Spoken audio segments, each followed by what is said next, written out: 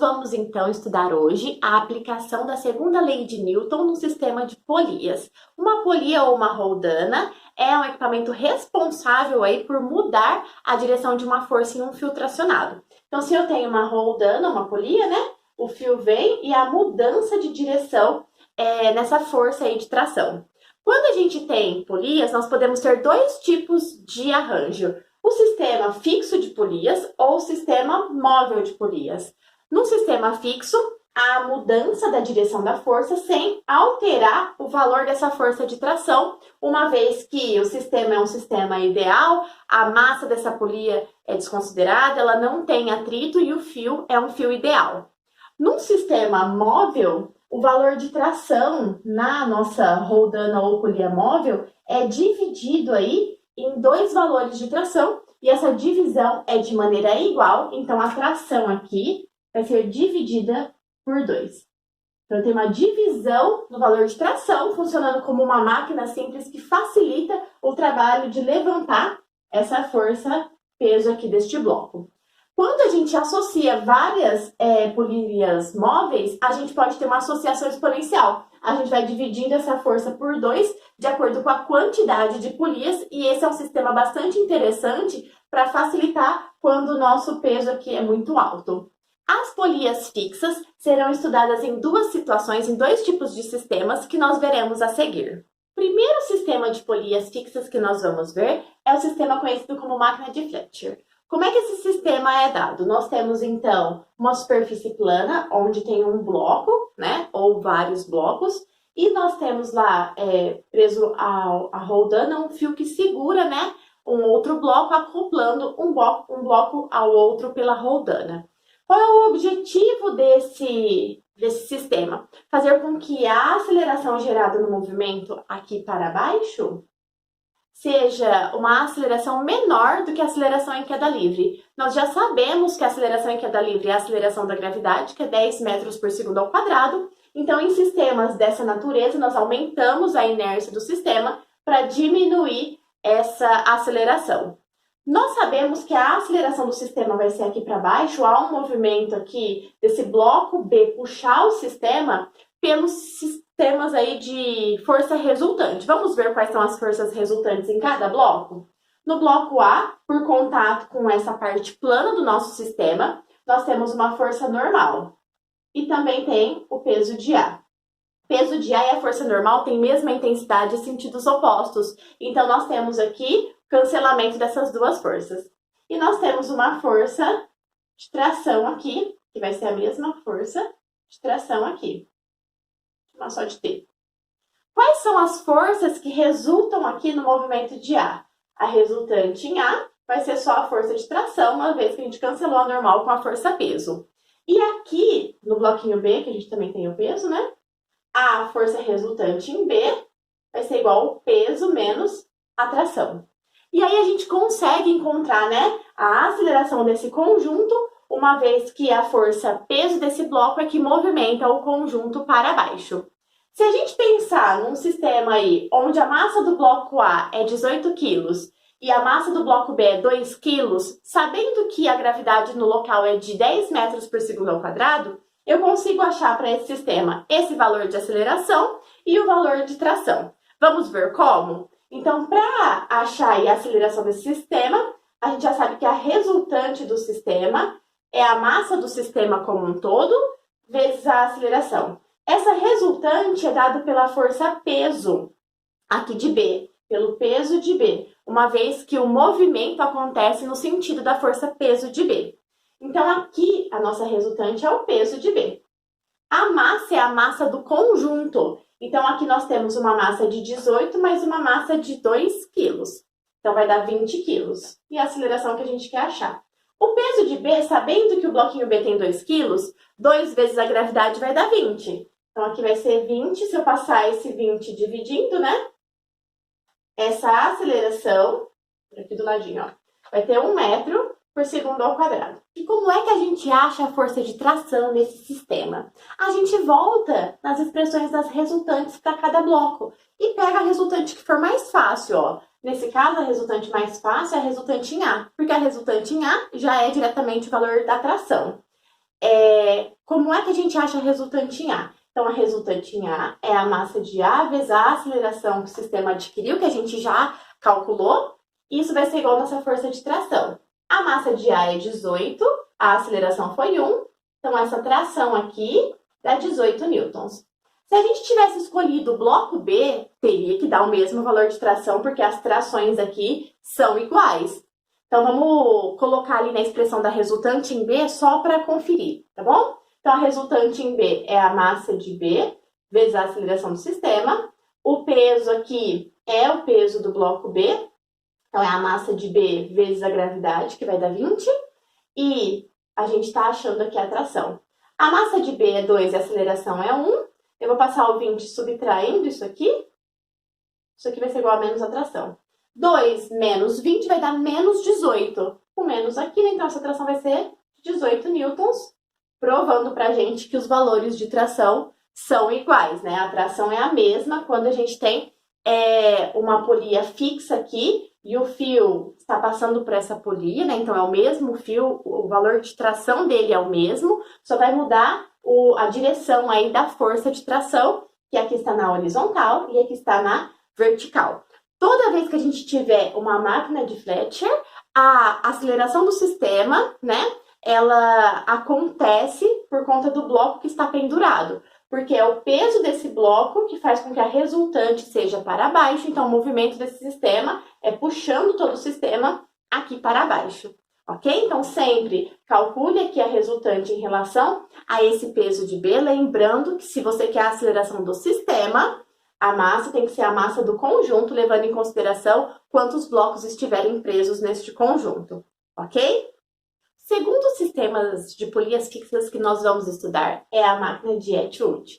Como é que funciona aí, né, esses blocos presos por essa polia? Agora, os dois blocos estão suspensos, então a aceleração do nosso sistema vai no sentido do bloco de maior massa, porque vai ser a maior força-peso. Então, se a gente tem um bloco aí de massa 3 quilos, que é o bloco A, e o bloco B tem 2 quilos, a nossa maior força-peso vai ser aqui o peso de A. O peso de A vai ser 30 newtons e o peso de B vai ser 20 newtons. Então, nós temos um movimento que acontece para baixo, né, aqui no sentido de A, e a nossa aceleração está nesse sentido. Como é que a gente acha a aceleração do sistema e como é que a gente acha a tração? Aqui a gente tem uma tração, e aqui a gente tem uma tração também, e o peso de B. Lembrando que as trações aqui, né, são iguais por conta ali da presença da roldana ou da polia. O jeito mais simples de entender esse movimento que acontece no sentido para baixo, ali em A, porque ele tem a maior força-peso e está puxando o sistema, é pensar na força resultante para cada bloco. Então, a resultante em A vai ser, uma vez que o movimento está para baixo, a força-peso em A é maior, então vai ser o peso de A menos a tração, que é a força que está no sentido contrário. Qual que é a resultante em B aqui? A resultante em B, ela vai ser, uma vez que o bloco B está sendo puxado para cima, né? A força de tração, nesse caso, é maior do que a força do peso de B, então vai ser a tração menos o peso de B. Então, aqui, ó, se a gente abrir, né, a resultante em A é a massa de A vezes a aceleração, isso vai ser o peso de A menos a tração, e a resultante em B é a massa de B vezes a aceleração, isso é igual a tração menos o peso de B. Lembrando que aqui nós estamos usando a gravidade igual a 10 metros por segundo ao quadrado, vou deixar anotadinho ali, para já pensar no valor dos pesos. Ó, a massa de A é 3 vezes 10 vai dar 30 newtons. Lembra sempre que a força-peso é massa vezes a gravidade, né, da região. E o peso de B vai ser 20 newtons, vai ser 2 vezes 10. E aí, se eu colocar isso aqui no sistema, ó, massa de A vezes a aceleração é igual ao peso de A menos a tração. A massa de B vezes a aceleração é igual ao peso de B. Opa, a tração menos o peso de B, né? Tração menos o peso de B. Isso aqui entrar no sistema. A gente pode cortar as trações aqui, né? Vai ficar massa de A mais a massa de B vezes a aceleração. Vai ser igual ao peso de A menos o peso de B. E aí dá pra gente achar a aceleração por esse sistema, ó. A massa de A é 3, mais a massa de B, que é 2. o peso de A é 30 e o peso de B é 20. Então, aqui, ó, 3 mais 2 vai dar 5, 30 menos 20 vai dar 10, então a aceleração vai ser 10 dividido por 5, que vai dar 2 metros por segundo ao quadrado. Como é que a gente acha a tração, né? Sabendo que a força de tração aqui é igual nos dois blocos, a gente pode usar qualquer uma das resultantes. Então, eu vou usar a resultante em A, ó. Poderia usar em B, não tem problema. Vai ser o peso de A menos a tração, esse valor de tração aqui que nós vamos usar. Lembrando que a resultante em A é a massa de A vezes a aceleração que a gente achou aqui, que é de 2. Então, o peso de A, a gente já sabe que é 30, né? A gente calculou lá. Vou substituir aqui a massa de A por 3 vezes a aceleração que foi 2. Então, aqui vai dar 6, passo 30 subtraindo, vai dar menos 24, igual a menos a tração. Então, a tração aqui nesse caso é de 24 newtons. Se eu fizesse com a resultante do bloco B, levando em consideração a aceleração que nós achamos ali, né? Também teria que dar 24 newtons. Toda vez que a gente tiver um sistema de Atwood, a gente tem dois blocos suspensos aí, né, por um fio que passa por uma polia fixa. Então, o movimento desse sistema é dado pelo peso aí, né, pelo bloco de maior peso, pelo bloco de maior massa. Sabendo que o movimento aqui, então, foi no sentido aí do bloco A puxar esse sistema, a gente utilizou aí, né, a equação de força resultante para os dois blocos para achar a aceleração do conjunto. Lembrando que essa aceleração leva em consideração o peso como resultante do bloco A, né? Menos o peso do bloco B, uma vez que ele está sendo puxado, e a gente tem que somar a massa aí do conjunto, que é a massa dos dois blocos. Uma outra coisa importante é que num sistema onde os dois blocos estão suspensos, quando a gente analisa qual é o sentido aí do movimento, a gente consegue estabelecer a resultante, lembrando que a resultante para A foi peso menos atração, porque o valor de peso era maior, uma vez que está o sentido aí para baixo, né? E em B é a tração menos o peso, porque o bloco está subindo, então a força de tração supera aí a força de peso em B, e aí dá as expressões de resultante, de onde sai todo o nosso outro raciocínio. Espero que vocês tenham compreendido, tanto máquina de Fletcher quanto máquina de Atwood, e que vocês façam uma boa análise aí na tarefa e resolvam direitinho os exercícios da tarefa. Eu os corrijo na próxima aula. Combinado? E junto com análises de polias e roldanas, a gente vai ver também a força elástica, que vai nos trazer aí qual é a força que surge na restituição do movimento de uma mola. Então, quando nós temos um sistema onde há uma mola, a força que atua para restituir o tamanho original da mola, né?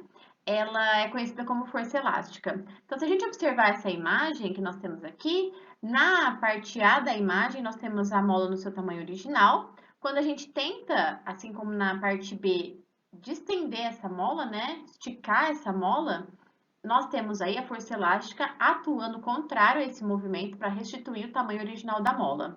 Isso acontece também lá na letra C, quando a gente comprime a mola, a força elástica está atuando para voltar ao tamanho original da nossa mola, né, para restituir esse tamanho original. Então, a gente observa que também é contrária aí ao movimento, indicando que nós temos uma força de restituição. Em muitos casos, essa expressão da força elástica, que é a constante elástica do material do qual a mola é feita vezes a distensão dessa mola, né, essa deformação da mola, muitas vezes essa fórmula pode aparecer com sinal negativo, porque é uma força aí de restituição, né, que está atuando contrária ao movimento da mola, né, ao deslocamento dessa mola, seja na distensão ou na compressão da mola, né, quando a mola é comprimida. Então, muitas vezes pode aparecer com sinal negativo por conta disso, ou mesmo nos cálculos nós acabarmos com resultados negativos por conta disso, por ser uma força de restituição. Então, não se esqueça, a força elástica é sempre contrária ao movimento que é feito com a mola.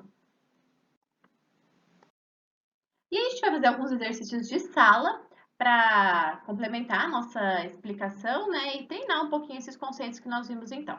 No exercício número 1, tá lá na página 554 do Tetra 2. Finalzinho aí da nossa frente 1 do Tetra 2. Ele fala assim: no arranjo da figura, o fio e a polia têm massas desprezíveis. O fio é inextensível e passa sem atrito pela polia.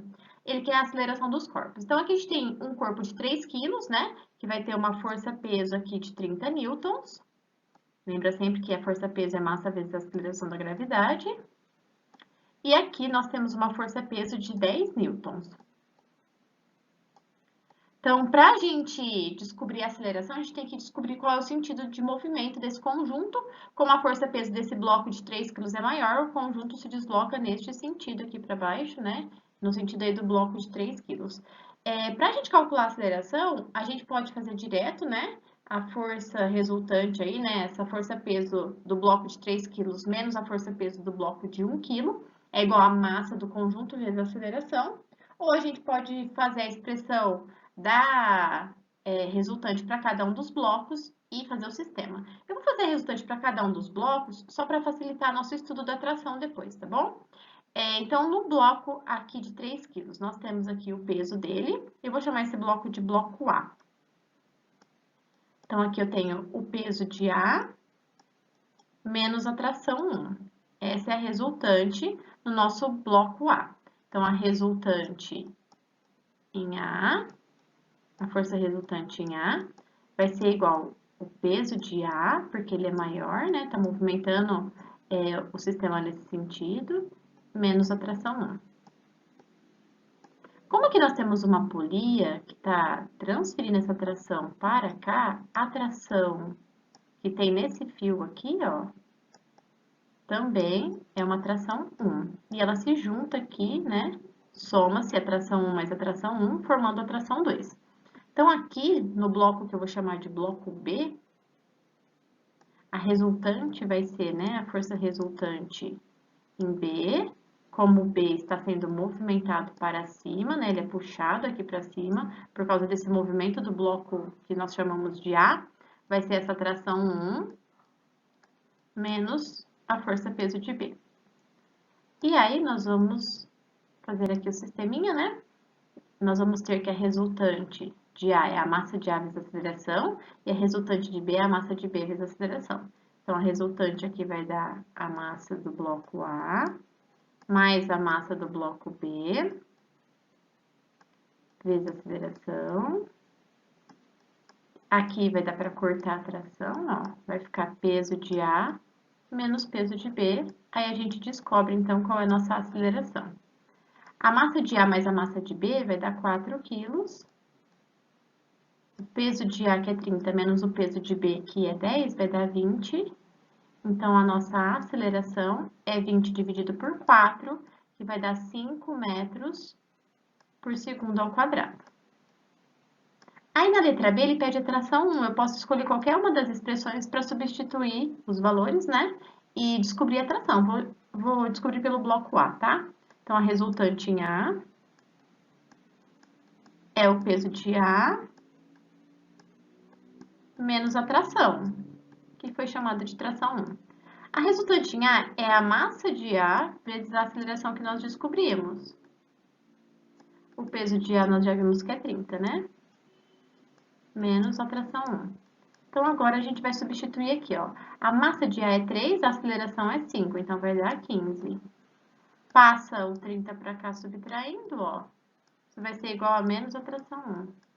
Então, a nossa tração 1 vai ser igual a 15 newtons. E se a tração 1 é 15 newtons, na letra C ele pede a tração 2, ó. Se aqui vem uma tração de 15 e aqui também de 15, quando junta aqui, né, forma uma tração aqui em cima, C2 de 30 newtons. Tá aqui, 30 newtons. No exercício 2, ele fala assim: na figura, considere desprezível o atrito na polia e nos planos. A polia e os fios são ideais. As massas de A, B e C são 4, 6 e 10 quilos, respectivamente. Ele pede nessa situação que a gente calcule na letra A aceleração dos corpos. Então, a aceleração desse conjunto aí. A gente já sabe, né? Quando a gente tem aí um bloco interligado a outros blocos que passa por uma polia, o bloco que é responsável pelo movimento é o bloco que está pendurado.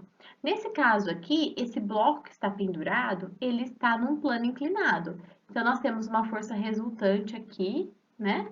Que faz ele deslizar pelo plano inclinado.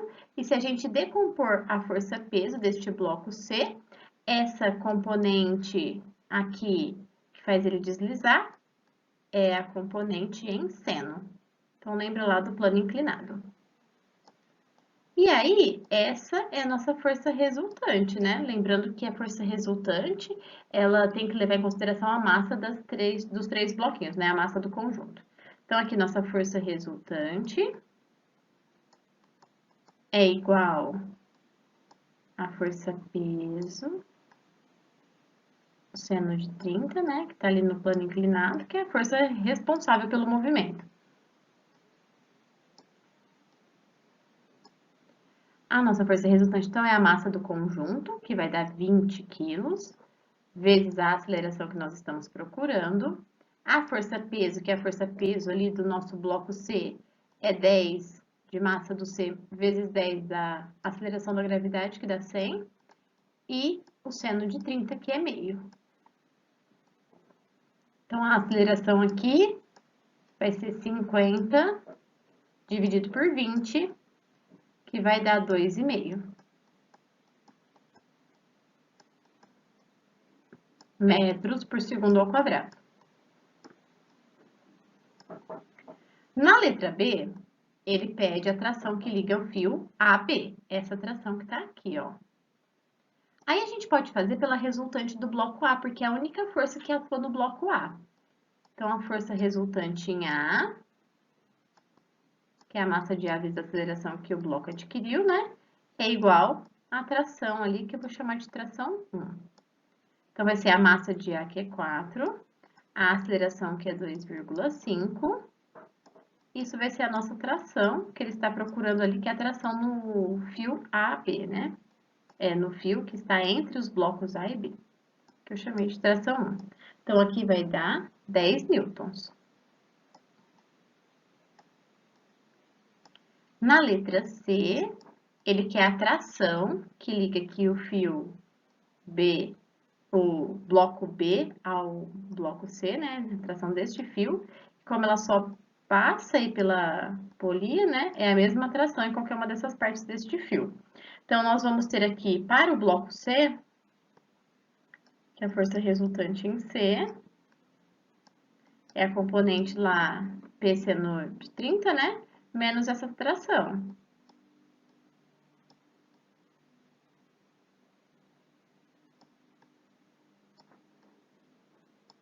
Menos essa tração que eu vou chamar de tração 2. Então, a força resultante em C é a massa de C, que é 10 vezes a aceleração, que foi de 2,5, então vai dar 25. O P seno θ vai dar 100 vezes meio, que vai dar 50, né? Menos a tração 2. Então, essa tração 2, passando 50 subtraindo, ó, vai dar 25 newtons. Eu poderia ter escolhido a resultante pelo bloco B também, né? E na D, ele quer saber qual a força que é horizontal necessária aplicada sobre o bloco A para a esquerda, que força que eu faria para cá para manter o sistema em equilíbrio, ou seja, para ele não ter movimento. Então, essa força tem que ser igual à componente que é responsável pelo movimento, né? Que é a nossa força resultante lá em componente em P seno de 30, né? Então, vou colocar aqui, essa força tem que ser igual a P seno de 30, que é a força resultante necessária, responsável, na verdade, pelo movimento, né? Então, essa força aqui, o peso vai ser 100, né? Que é 10 da massa de C vezes a gravidade. E o seno de 30 é meio, então essa força tem que ser de 50 newtons no sentido contrário, lá, né, para a esquerda, em A, para que não haja movimento, para que o sistema esteja em equilíbrio. No exercício 3, ele traz um exercício aí com roldanas, né? E ele fala assim, o corpo suspenso tem peso de 500 newtons. Então, aqui são 500 newtons. Aí ele fala assim, ó, na letra A, qual o módulo da força vertical para baixo que o homem deve exercer sobre a corda para equilibrar o sistema? Se aqui são 500 newtons de peso, né, que tá aqui para baixo, aqui a sustentação dessa roldana, né, vai ser dividida aqui essa força, né, a roldana é uma roldana móvel que tá dividindo aqui. Então, aqui vai ser 250. E aqui também vai ser 250. E aí, essa parte aqui é numa roldana fixa, que só tem transferência dessa tração para cá. Então, aqui vai ser 250 também. Então, na letra A, a força que ele aplica aí é de 250 newtons, que é a força necessária para ele sustentar, nesse conjunto de roldanas, esse peso de 500 newtons, né? Equilibra o peso. Na letra B, ele fala assim, ó, qual a aceleração do corpo quando o homem exerce uma força de 400 newtons? Se ele exerce uma força de 400 newtons aqui, isso quer dizer que foi transferido para cá 400, mas aqui, ó, tem uma mesma atração. Então, quando junta aqui, vai dar uma força de 800 newtons. Então, a gente faz a força resultante, ó. A força resultante vai ser essa força de 800, né, que foi feita ali, de acordo com a força que o homem fez. Qual foi a tração que gerou lá no bloquinho que a gente está segurando, né? Menos o peso desse bloquinho. Então, aqui, essa força resultante é a massa vezes a aceleração, e aqui vai dar 300. Se essa força peso é de 500 newtons, quer dizer que a massa desse bloquinho é de 50 quilos, né? Então, vai ser aí 50 vezes a aceleração, é igual a 300. Passa, vou fazer aqui do ladinho, ó. Passa esse 50 dividindo, então vai ficar 300 dividido por 50, que vai dar 6 metros por segundo ao quadrado. E na letra C, ele fala assim, ó, para cada 1 metro de corda que o homem puxa, de quanto se eleva o corpo suspenso. Para isso, a gente vai usar esse esquema aqui da figura, né? Para ver qual é a relação que a gente tem aí com o comprimento dessa corda, né? Em relação à quantidade de... em relação ao deslocamento que o homem faz nesse 1 metro que ele puxa. Então, vamos pensar aqui nessa primeira situação, ó. Vou chamar aqui de 1 e aqui de 2. Então, na situação inicial, nós temos lá, né, ele tá segurando a corda, então nós temos um espaço que até chegar a roldana eu chamei de A, que tá aqui. Depois passou para a roldana um outro pedacinho da corda que eu chamei de B, né, que vai até a outra roldana. E tá preso lá no teto um outro pedacinho de corda. Lembrando que o nosso peso tá aqui, né? Nosso bloquinho tá aqui. Bom, quando ele faz essa parte da corda aqui, ó, se deslocar aqui para baixo em 1 metro, chama esse 1 metro de x, né? A gente tem, então, essa parte da corda como A mais x. E aí, vai subir, né, o nosso peso aí, numa altura que eu chamei de y. Então, o pedacinho da corda que era B, vai ficar agora B menos y, porque a gente teve esse conjunto subindo aí, né? E o pedacinho que é C vai ficar C menos Y.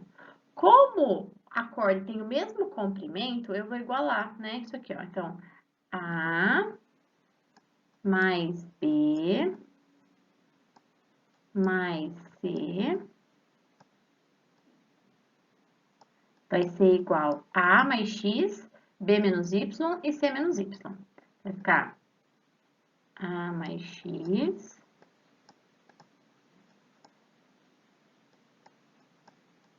B menos Y, vou aqui embaixo, aí C menos Y. Aí, se a gente vê, ó, A mais B mais C, dá para cortar. Vai ficar assim, ó, o X vai ser igual a 2Y. Então, esse tanto que ele subiu aí, que é o nosso Y, ó, vai ser igual a quanto que ele puxou, né, da corda, dividido por 2.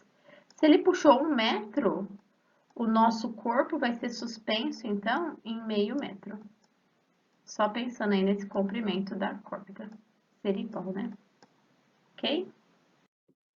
No exercício 4, é um exercício da FUVEST que ele fala assim: uma bolinha pendurada na extremidade de uma mola vertical executa um movimento oscilatório. Então, tá subindo e descendo essa mola aí, né? Tá oscilando em relação a essa bolinha que está presa. Na situação da figura a seguir, a mola encontra-se comprimida e a bolinha está subindo. Se a bolinha está subindo, comprimindo a mola, a força elástica é feita no sentido de restituir o tamanho aí da nossa mola, o tamanho original da mola, feita para baixo. E a força peso também está atuando aqui para baixo.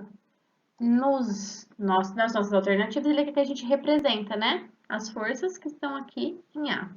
Então, lembra sempre que a força elástica, né, é contrária aí o movimento que é feito na mola, é uma força de restituição. No exercício 7, a gente tem um exercício de mola que ele fala assim, ó. A mola da figura varia seu comprimento de 10 centímetros para 22, quando penduramos em sua extremidade um corpo de 4 newtons. O comprimento total dessa mola quando penduramos nela um corpo de 6 newtons, qual será? Então, aqui eu vou usar a primeira situação que ele descreveu, né? Essa distensão da mola de 12 centímetros, que ela passou de 10 para 22, né? Então, ela distendeu aí 12 centímetros. Eu vou usar essa condição sabendo que isso aconteceu por um peso de 4 newtons e achar a constante elástica. E depois que a constante elástica, a gente acha a variação de tamanho dela, né, por um peso de 6 newtons. Então, vamos lá, ó, força elástica vai ser igual a constante elástica, né, vezes a distensão aí da mola ou a variação de tamanho da mola. A força elástica aqui, eu já vou substituir, que ele deu que é 4 newtons, né, a força que foi colocada ali.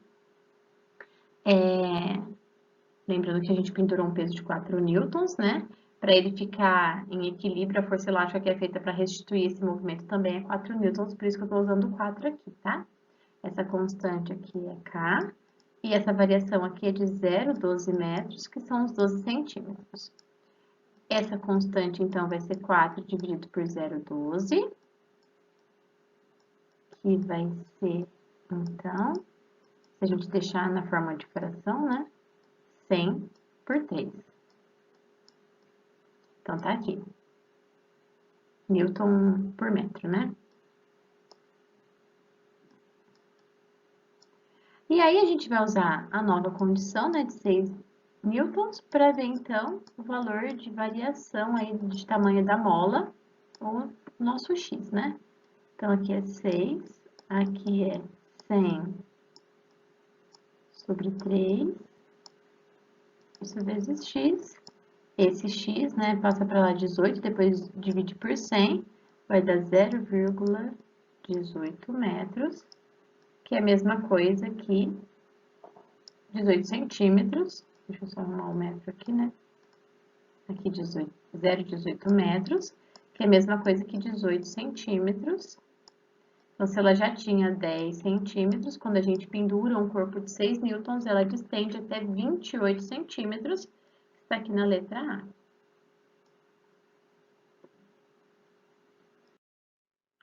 E por fim, a gente vai fazer o exercício 8, né? Que fala assim, um bloco de massa 5 kg está parado sobre um plano inclinado de ângulo 30 graus, com a horizontal preso a uma mola de constante elástica de 100 Nm por metro. Como mostra a figura, ele quer que a gente represente na letra A todas as forças que atuam neste bloco. Então, a gente tem aqui a força peso, que a gente pode decompor ela, né? A força normal aqui, mais ou menos, né? Aqui a força força elástica aqui. Deixa eu melhorar a força elástica aqui. Força elástica para cá. Como ele falou que a gente pode desprezar o atrito, eu não vou colocar força de atrito. E aí, se eu quiser, eu posso decompor ainda, né? Já vamos decompor porque a gente vai precisar dessa decomposição. Aqui, a força peso nas suas componentes em cosseno e em, bem retinho, ficou em seno. Aqui estão todas as forças que atuam, então, neste bloquinho. Aí, na letra B, ele quer que a gente calcule a deformação da mola nessa situação. Então, a gente tem aí, né, na letra B, nós vamos comparar essa força elástica, então, com a componente que nós temos lá da força peso em seno, para conseguir calcular essa constante aí da nossa força elástica, né? Então, a força elástica aqui, para esse corpo estar em equilíbrio, né, para ele não ter movimento ali no plano inclinado, ela tem que ser igual à força peso na sua componente em seno, e vai ser seno da angulação lá que é 30. Então, a força elástica é a constante vezes x. O peso, o nosso bloquinho tem 5 quilos, a gravidade vale 10 e o seno de 30 vale meio. Então, aqui a nossa constante vale 100 vezes x, né? 50 dividido por 2 vai dar 25, então vai ser nossa variação aí, né? Vai ser de 25 dividido por 100, que vai dar, então, 0,25 metros, ou 25 centímetros, né? E tá aí. Pessoal, na aula de hoje nós trabalhamos com a parte de dinâmica, olhamos aí os casos envolvendo polias, roldanas, né? E casos onde há também a força elástica. Os conceitos desta aula estão lá nas páginas 75 a 77, e eu vou deixar os exercícios de 8 a 14 do Revisando, lembrando que nós estamos usando ainda o livro 2, ok? Façam com carinho, com atenção, e a gente corrige na próxima aula. Um beijo, bons estudos, espero que a gente se encontre muito em breve. Eu vou deixar aqui um abraço bem carinhoso da Mafalda na Mônica, né? Com um desejo de que tudo melhore muito rápido e que a gente possa, então, se rever, ok? Um beijo, fiquem com Deus e até a próxima!